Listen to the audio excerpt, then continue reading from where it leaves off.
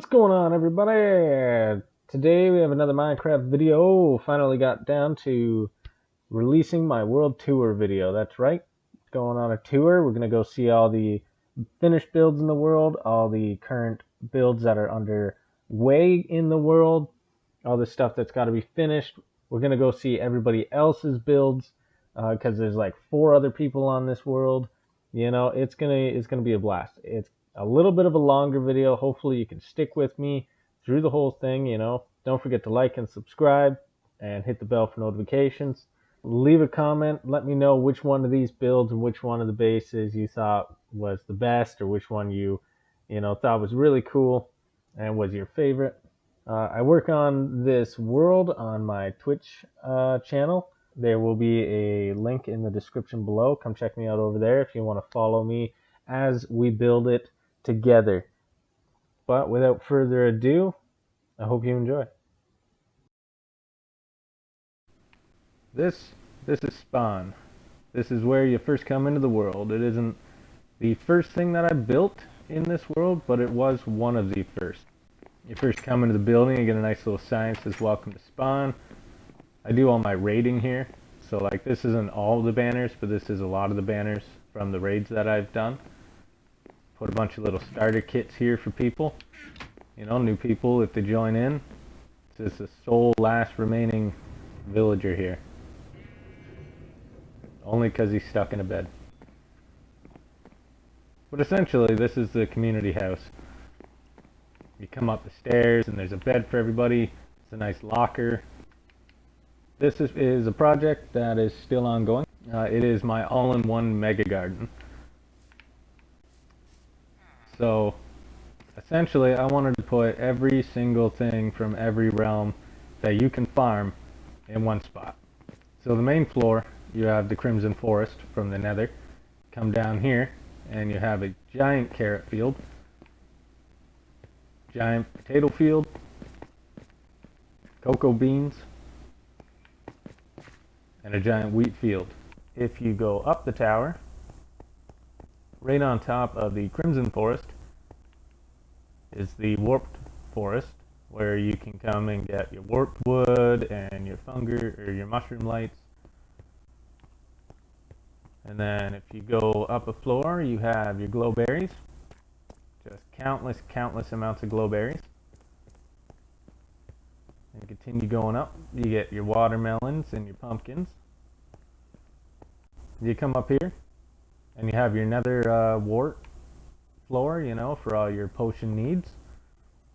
And then you have your end fucking coarse fruit room up here. I love how these things grow. They all grow like little pipe cleaners. Then you go up yet another floor and you have your dripstone and lava farm. At one point I knew exactly how many lava buckets were in here. I honestly have no idea anymore. I don't know how many buckets you would get out of this, but you would get quite a bit. And above that is the soon to be sugarcane farm. And then, oh shit, it's the top floor, and I don't exactly know what I'm putting up here just yet. This structure originally wasn't intent for this space. Originally it was going to be a giant gladiator pit. I dug the hole in the ground and I was going to make it a battle arena for everybody to, dispute arguments and stuff, but the world was so peaceful because it's just a bunch of friends. So there was no need for a gladiator pit, so I built a giant community garden. And that's how this came to be. And then right behind this, we have the celebration of the first Christmas in this world. I built this nice Christmas tree just to represent the first Christmas that we celebrated with this realm. So if you go this way, just a little ways down, we found the zombie spawner underneath spawn. Early game it worked as a nice XP farm, and then later I made it into this drown farm. As a villager down there, the zombies get pushed into the scaffolding by some water, and then they see the villager, and then they try to get at the villager. They get sucked up in here, and from there they just fall through the cobweb that is soaked in water. Come here, you kill them, get shot out here into an auto sorter, and then all the armor and zombie flesh and all the crap you don't want over here, and you just flip the switch and it incinerates it all. Pretty standard, nothing too special, but really happy with how it turned out. There's a tunnel system here that goes all the way to my first home in this world, Minneapolis. It is quite the sight, but we won't be going there just yet. We're gonna go check out the Guardian farm next.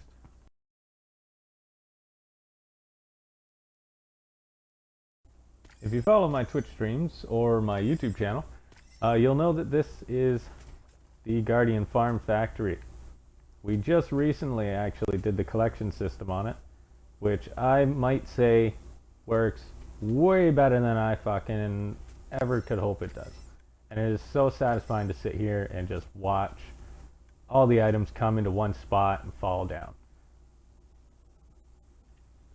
Oh yeah.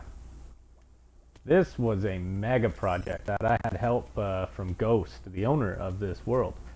That's right, little known fact, it's not even my world. We filled this entire thing with sand, and it took literal weeks. Like, I'm saying, I did a 36-hour stream on Twitch just digging a desert and filling this thing with sand. It was a nightmare. Would I ever do it again? Absolutely not. But we got it done, and I'm so happy with how it turned out.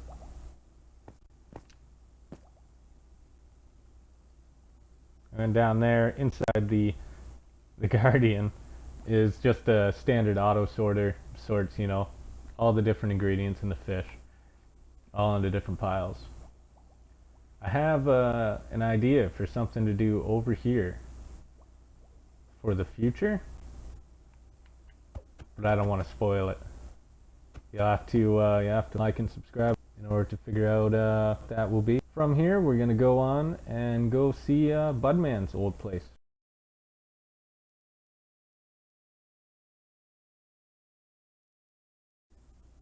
So this is Budman's very interesting, chaotic mess of a house. Sorry if you're watching, but it is. It's very true. He hasn't been on since a little after we killed the end dragon, so it's been a little while. But nonetheless, I'll take you through his stuff. So he's not really too big into redstone. This was more of his testing and learning different redstone farms and stuff from what I know of. So he had this cow farm here that he built. He had the auto sugarcane farm, and then I think this is an auto wheat farm. Yeah, so mainly this was him learning how to use redstone in different farms and stuff like that in a survival setting. He built this really cool wall, and I'm kind of disappointed he didn't finish it. It's like, it looks amazing.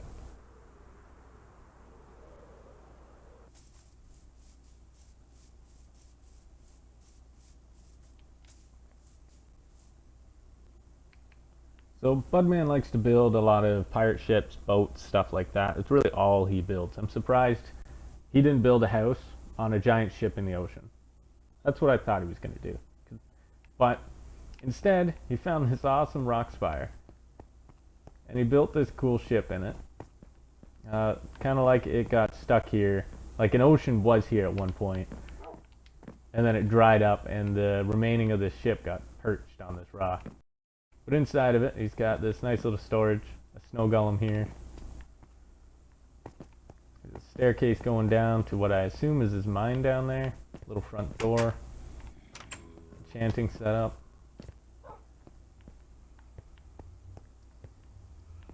He's got the back half of it, falling down into the ground here. I don't know, I think it looks neat. From Budman's base, we are going to journey off to the desolated base of Ghost.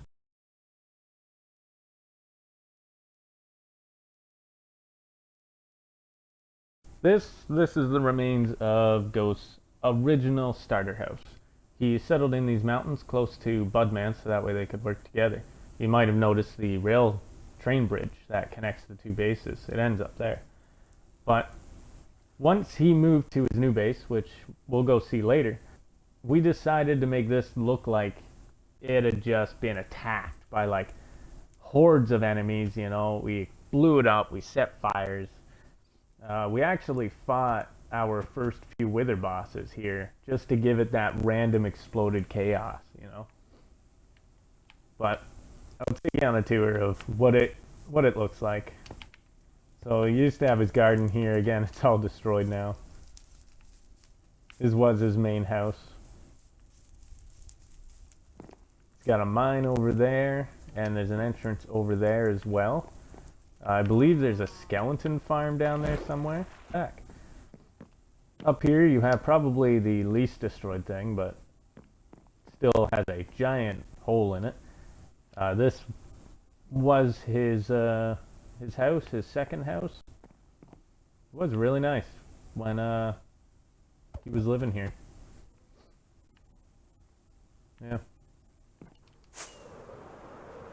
And if we journey this way, he has this little mountaintop ridge, little lookout. Looks over the path that connects the world. Now we journey to Minionopolis. Right after I eat this potato.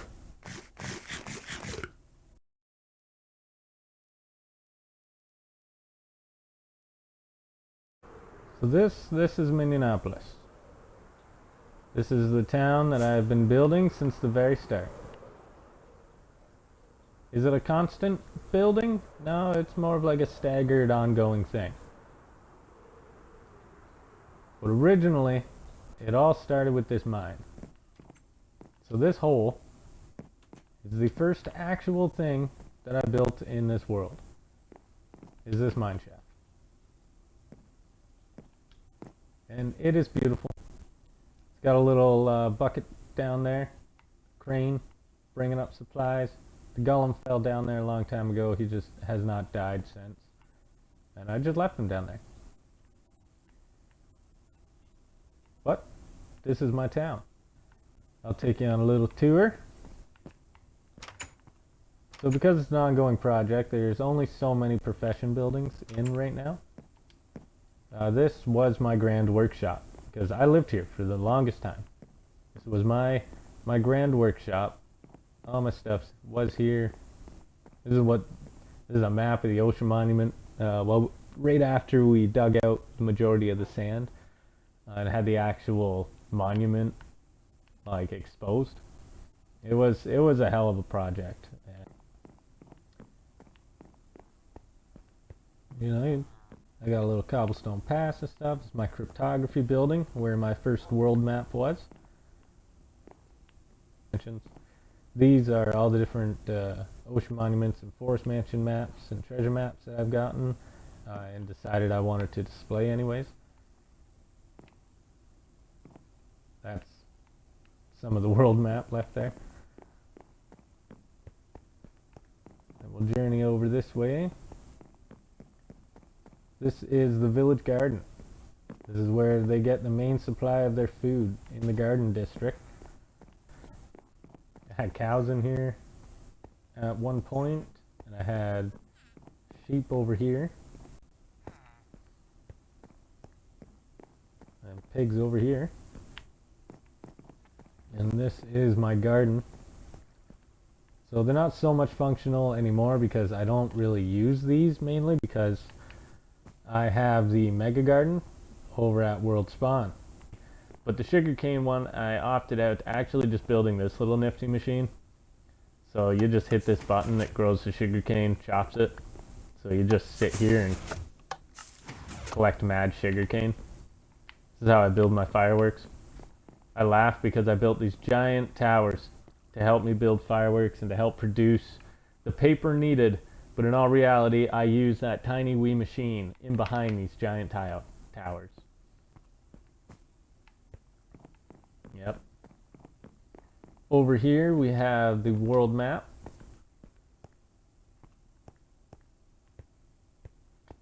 giant map. I believe it is something like over 30 maps across in diameter.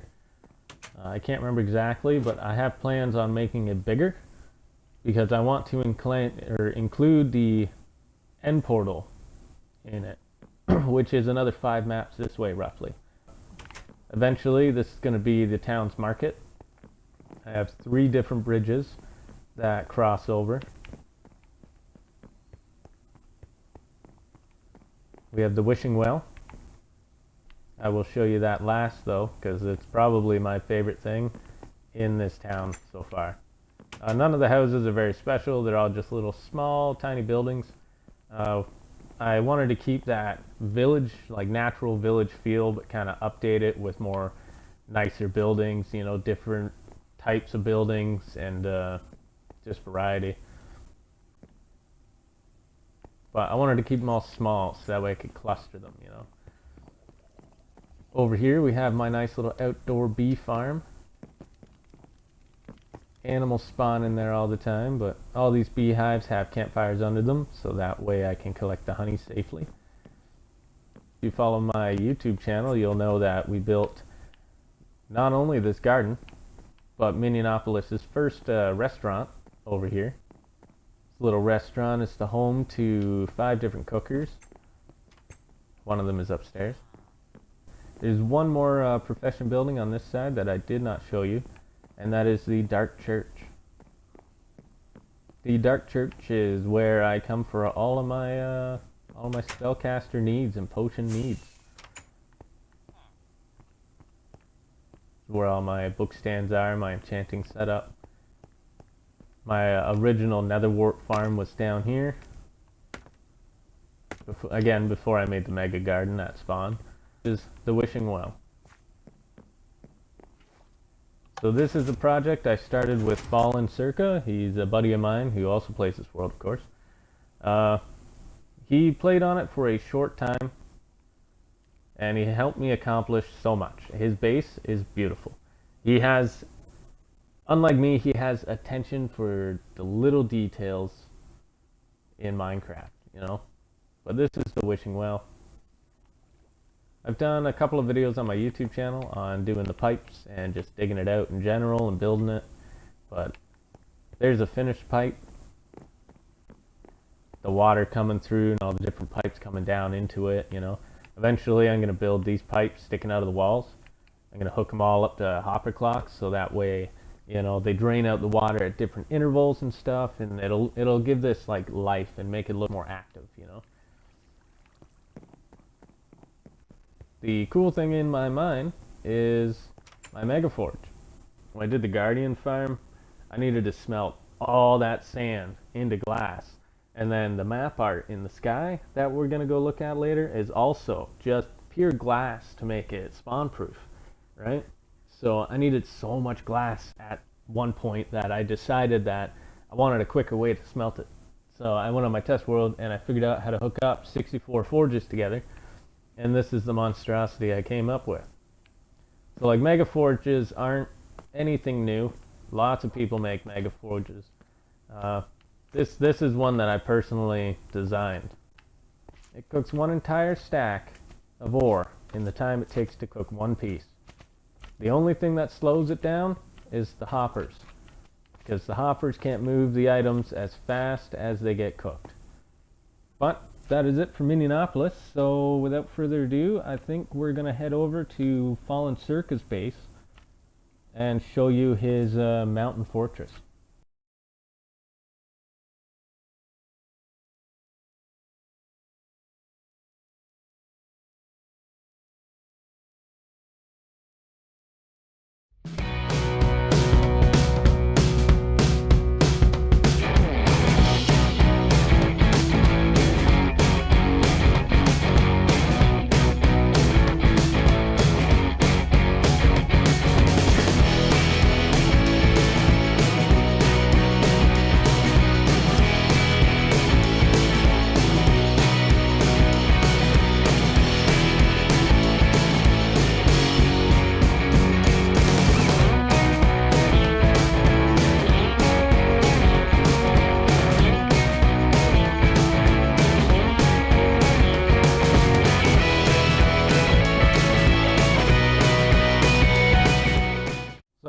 this is Fort Fallen. If you're watching, buddy, sorry if I missed anything. I'm just going to take a nice cruise around here. Because look at that mountainside. And I think it looks awesome. He did it multiple colors, he did multiple layers. You know, glass plane, the solid blocks, and it looks awesome. And from a distance, it kind of looks like Boba Fett's face. But we're actually going to start on the other side of the mountain. Give you a little overview. So that way I'm not backtracking on anything. So one of the first things we did here, we built this awesome little canal as a little alternative way to get into his base. It was when the 1.18 update came out with all the lush caves. We're going to go up here to his villager living area. Our villagers in this world have been disappearing, so there's no villagers here. Just a bell. This is where his villagers would live. This is a little villager apartment building. I think there's only one place in here he furnished, and that is up here. Yeah, the little loft apartment. And over here, this is my house away from home. Whenever I'm here visiting, this is where I would sleep. It's my little cave that I did up into a house.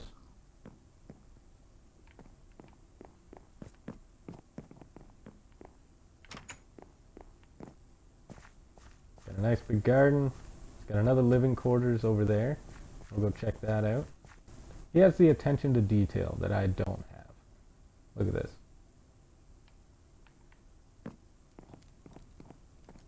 Yes, this is one of the many secret little doors he has leading outwards. Little escape routes. We'll come up here, which I suspect will go to a little creepy hole. There's a little creepy hole. He put a little creepy hole in his house. He's creeping on his villagers. A little vantage point. I know this was his favorite spot to come and look at what he had built. Across this awesome little bridge he's got.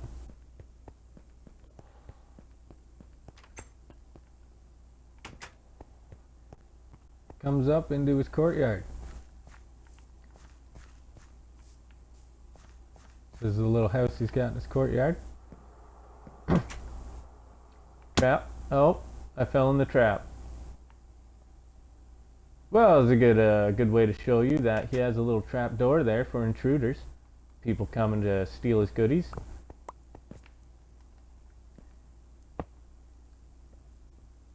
Originally, I'm pretty sure he built this so he could cure zombie villagers. He would run into the house, have them follow behind him, and then he would have the trap door open so they'd fall in here, and then he can securely cure them. This is the basement of one of the apartments in his inner castle. The other house he has in his little courtyard is this over here, which I believe was going to be his marketplace. You know, main trade area. The most random little beautiful hallway you've ever seen. Look at this. And where does it go, you may ask? You may think what's on the other side of that door? What is so awesome that it needs a hall like this? Well, I'll show you. It's a little secret garden.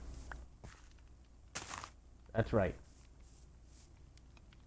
So exciting. If you exit through his castle wall, over here we have a couple of things. First, we have where he actually lives. This is his actual house. He's got some nice gardens and stuff over there. I think he referenced a build from YouTube for the front of it. But even then, he changed it a lot to make it his own. And I think it turned out really nice. Pretty sure this is his life story. Continue to page 3 to hear my life story. And that's my story. The end. Yep. We'll go in, and it focuses this nice little lobby area when you first comes through with this bed. It's got this crane here, and I remember it took him a little while to get it to where he really liked it, but I think it looks awesome. Extra storage in the ceiling.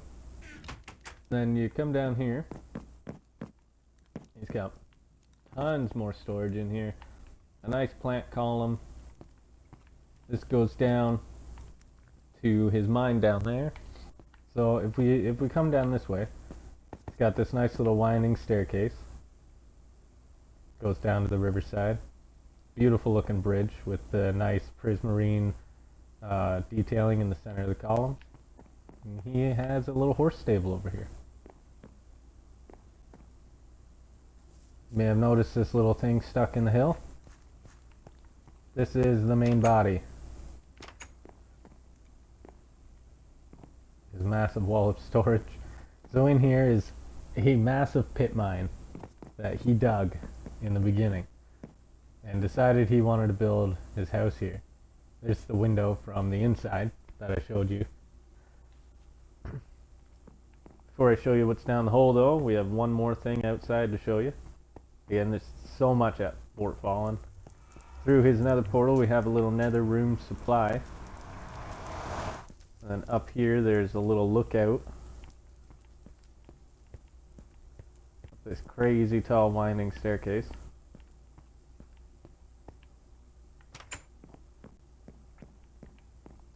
Little lookout over the swamp and surrounding areas. The main body, you come down here, and you come down this. He has a giant map there that he planned on putting in, but unfortunately he had to step away before he could finish it. This is the inside of the lush tunnel that leads right in, little boat access that he is gated off down there. It's got the fires in the corners. Then we go down yet another floor, and we have a beautiful indoor tree.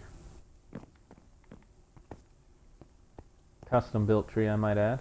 We'll go down one more floor, and this is where the mining happens in this hill. So you will see this here. This is the controls for the crane that goes out that way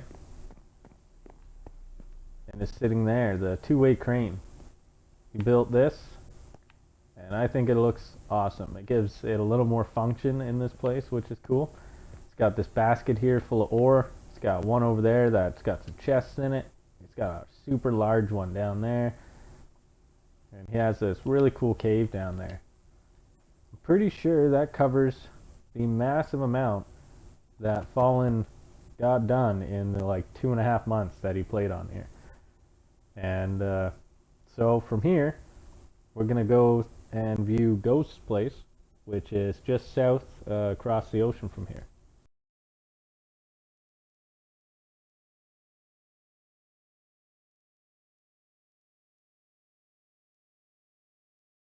This is the future site of Ghost's base. I'm not entirely sure what his plans are, but I can tell you what I do know and what he's done in the past. So originally up here he did like a cool night sky effect with like black glass and end rods, but it ended up being too low to the ground to get the full aspect, so he had to destroy it all and relocate it somewhere. I don't think he's actually relocated it yet. Right here I'm gonna guess that he has plans to build a future base, because what I do know is that right down here is a very nice and very well designed auto sorter that he used a tutorial from YouTube in order to build. I wish I knew the tutorial, because I would give a shout out to whatever YouTuber he followed to make this, because it works great and it's so much quicker than the one I designed. And he's got this nice mountain courtyard going on. He's got some bees in here with flowers. He's got some sugarcane farming over there, some cactus farming. Or at least, or no, that's not cactus. That was for the coarse fruit when he was doing that. And we'll come over here. This is his dwellings. This is where he keeps all of his stuff.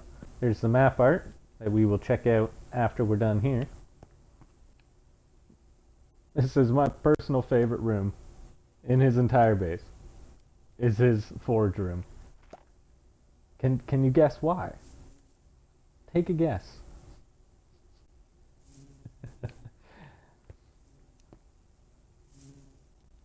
It's just too funny.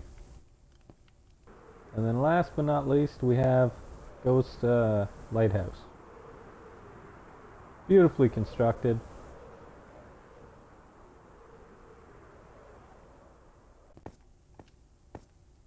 To mark the bay. Well, that's it for Ghost Base, so now we'll go quickly check out the map art. And then we'll go see the desolated desert.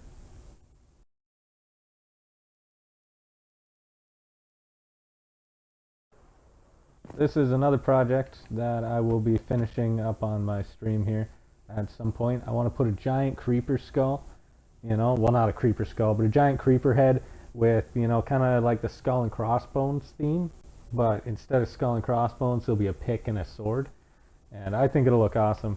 But I gotta get the glass together and all the dyes and finish it up. But from this point of view, there's really not much to see here. So we're gonna go check out the desert.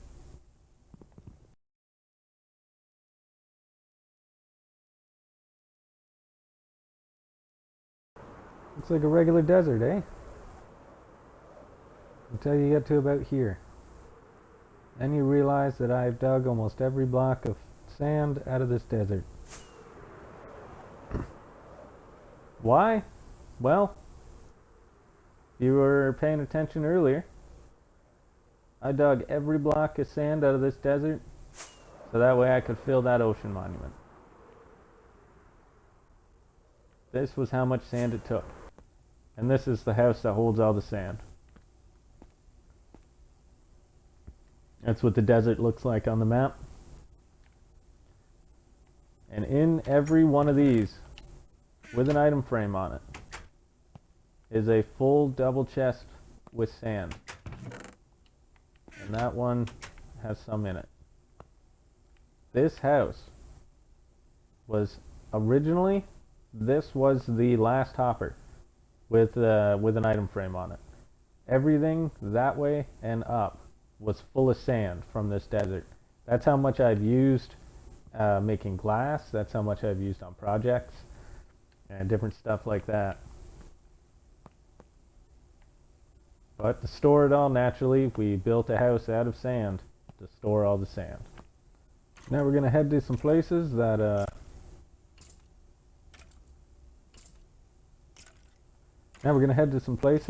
aren't on the map.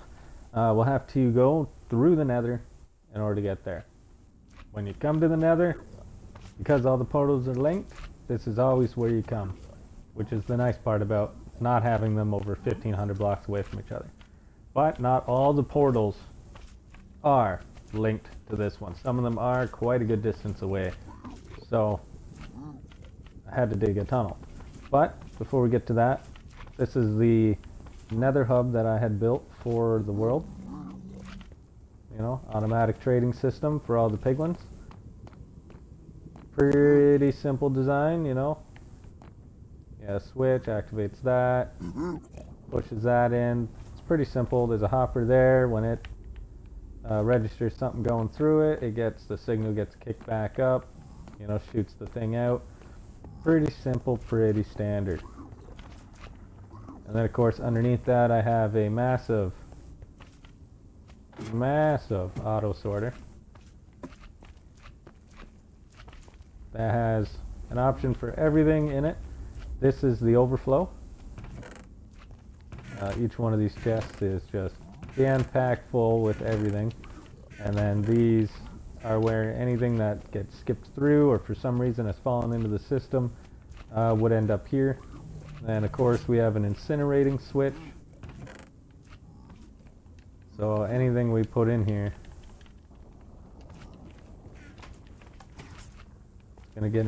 is gonna get incinerated right into here. And then of course we also have another incinerator up there for the very slim chance that this actually gets filled so it doesn't back up the system.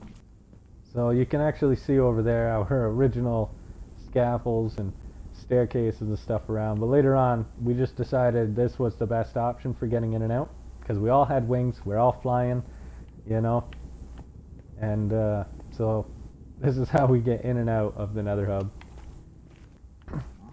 And you would come up this way, get back up instead of climbing the ladder.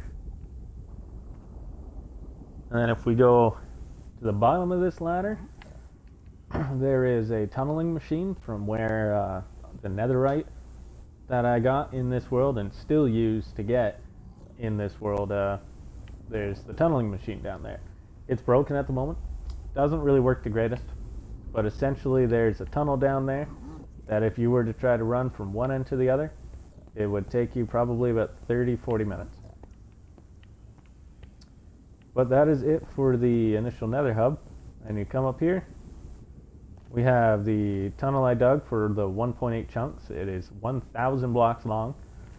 And this way we have the last place, or the last couple of places we'll be going on this tour. So this leads to the future site of my mega base. So eventually this tunnel will be redone, it'll be all designed, and it will be fantastic looking. But before we go to the mega base, we have one more stop, which is Scorched Purses building. And come out here to what eventually will be a Norse-inspired Skyrim-themed building. Essentially, I'm pretty sure he's building Whiterun from Skyrim. If you don't know what Whiterun looks like, Google it. It's going to be like the Great Hall going in. Be the little front area.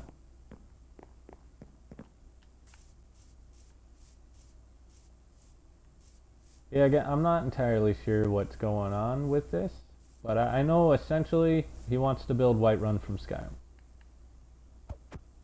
So that's Scorched Purse's place.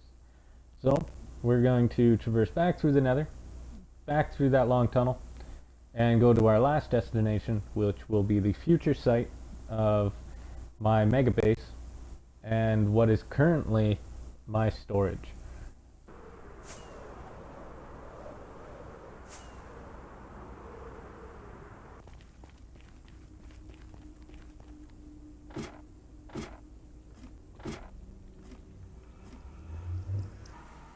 So, you might have seen me come here once or twice during my streams or my videos. And that is because this is the future site of my mega base. But I'm not explaining what I want to do down here because I don't want to spoil it for when I actually get to building this after I finish all the ongoing projects in the world. So this laggy ass shit show of an area is my massive auto storage. So this auto storage holds 268 on one floor, and there's two. So it holds a shitload of items. Is it full yet? No, because the point of building it this big was that it will house everything I will ever need and then some. It's a little less laggy down here. I'll show you down here first. Down here we have all of the little things I don't want to fill up the storage with. So we have little plant lives and stuff. We have my redstone mechanics. which also has a pop-away floor for easy filling of skulker boxes. My little crafting area. Dyed blocks, because there's 12 of each colored block, and if I was to put in every single colored block of every single type of block that is colored, it would fill up an entire wall and then some. So this is my colored block area. My mob area, so like zombie flesh, end rods, flint, you know, kind of crap. Armory. Chest plates, rockets, you know, crafting, stations, bows, that kind of stuff, tools, water buckets. This is my silo. So if you see up there, there's all the chests. Each one of those is a silo. Now, you're probably pretty familiar with the silo systems. You know, most people put light indicators on them. I didn't really care for the lights too much, and I didn't want a whole giant wall of lights. So I went around in my test world and I built the basic silo, and I kind of customized it a wee bit with a calling system. So over here we have two sides to this silo. Each side is hooked up separately, flowing into there. So say I want some granite, we'll put on the granite, and I want some stone, put on the stone. Just like pins in a lock, it drops and then lets the hopper flow free to give me my items. Done with the stone, give me some of that. Bam, tough blocks that I need. I'll show you the wiring behind this in a little bit. So this is the intake for specific items anyways. So if I want to put all these back into the system, I just throw them in here. They flow all the way down the system and back in, and this light will turn on, indicating and telling me that there's stuff going through the system. This is the overflow, just in case I throw some stuff in there that isn't programmed in. Then I have this little area here to put down skulker boxes, and so that way I can fill them up. And then in order to break them, I just flick the switch, it pushes them up and breaks them all for me. This is our skulker box loading station, so I have all my different skulker boxes here. And then whenever I want to empty out a skulker box, instead of putting it manually into this, I just put them into here, and it goes through this awesome little chute that goes up there and goes into that awesome contraption that I did not design. I YouTubed it, I will admit it. And again, I wish I knew the video that I got it from, but it is a skulker box unloader, and I went through like 3 different designs before I set it on that one, and it works amazing. I don't even know how it works, to be honest. I don't even know how it works, but it's pretty awesome.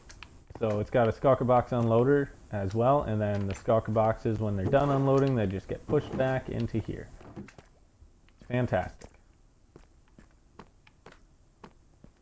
The wiring side, so the wiring isn't as complex as you would think.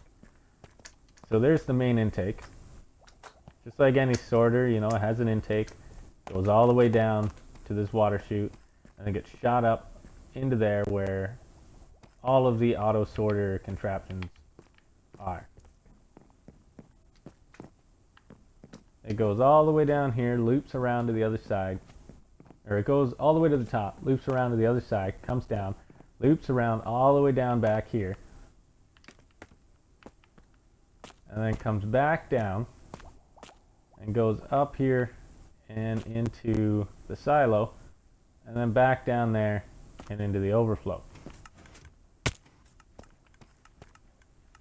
This is the wiring for the silo. So each one of those switches inside activates one of these wires, which then pulls that piston back, allowing it to flow through, and I can have both sides work at the same time without conflicting, because I have them on different hoppers flowing into the back of the chest. This is by far one of the largest redstone projects, if not the largest redstone project I've ever done on survival, and I am so proud of it. This is the main hall. Obviously, as you can tell, I like to collect heads like a savage. So I display them in my storage. Pretty certain. Almost gotten all the way to the end. Indicate which box is which by putting the block in the floor. So that way it prevents even more lag by having the item frames.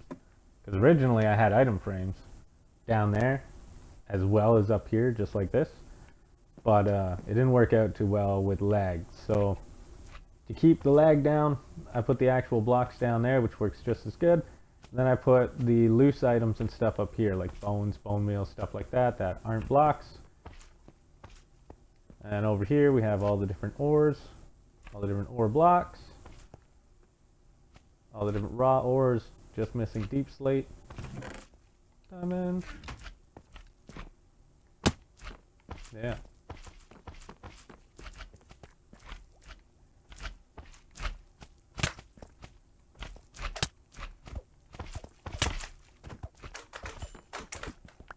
Die, heathens!